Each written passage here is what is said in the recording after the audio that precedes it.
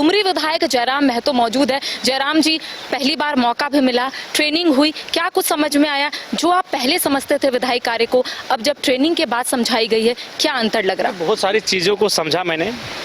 कल ही माननीय राज्यसभा के उप सभापति महोदय जिन विषयों को रखे हैं, बहुत ही महत्वपूर्ण विषय रहे। और आज जो विधायिका और कार्यपालिका का संबंध, विधायिका का स्थान, विधायिका का कर्तव्य, इन सारे विषयों से अवगत कराया गया।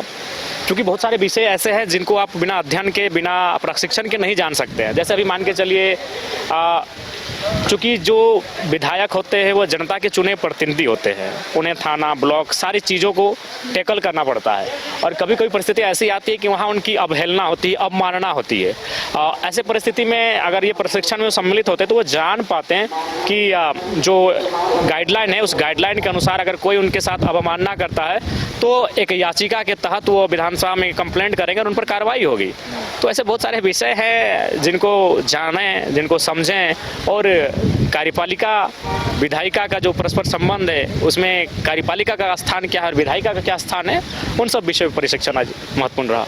अच्छा, जिस तरीके से आप लगातार मुखरता से अपनी बात को रख रहे सदन के पटल पर, हालांकि सभी के मन में सिर्फ यही सवाल होता है कि आखिर आप लोग जो सवाल पूछते हैं, क्योंकि ये भी माना जाता है सत्र शुरू होने से 15 दिन पहले ही आप लोगों को प्रश्न डाल देना होता है, ये क्या कुछ प्रोसेस है आप बताएंगे? क्योंकि आप ट्रेनिंग लिए हैं, इसमें आपको भी जानकारी नहीं होगी। पहले आप जब विधानसभा पहुंचे हैं तब आपको जानकारी हुई होगी, कैसे क्या है प्रोसेस?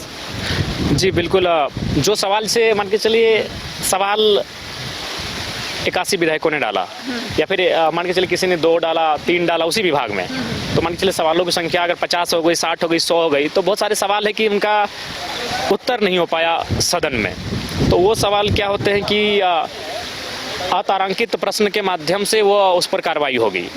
उसके बाद क्या है, शून्यकाल। तो शून्यकाल का भी उन्होंने बताया कि नहीं, शून्यकाल में आपको उपस्थिति किस प्रकार देनी होगी, कैसे अपने सुबह रात 12 बजे से आपकी लाइन स्टार्ट होती है, आपका उपस्थिति देने का कार्यक्रम शुरू होता है। तो बहुत सारे विषय थे जो बहुत छोटे छोटे विषय थे, लेकिन जानकारी होना आवश्यक था। अच्छा, आपके मन में बहुत सारे डाउट थे, आपने पहला सवाल पूछा, दूसरा सवाल पूछा, कौन कौन से डाउट थे और कैसे उसे क्लियर किए? डाउट पहला हमारा ये था कि मान के चलिए हम अगर डीसी को चिट्ठी लिखते, देखिए टेलीफोन जो भी करते हैं, मान के चलिए अगर उसकी शिकायत हम अध्यक्ष से करें कि भाई नहीं डीसी हमारा फोन नहीं उठाती अध्यक्ष महोदय, तो शायद ये हमको लगता है कि अव्यवहारिक होगा। क्योंकि हम लोग कलम की शक्ति वाले लोग हैं। तो वही मैंने कहा कि अगर मान के चलिए हमने उपायुक्त को एक चिट्ठी लिखा या फिर कोई भी पदाधिकारी को, हमारे क्षेत्र में ये समस्या है, तो उस चिट्ठी का उत्तर देना अनिवार्य है कि नहीं। तो ये जानकारी मिली कि उस चिट्ठी का उत्तर देना अनिवार्य है।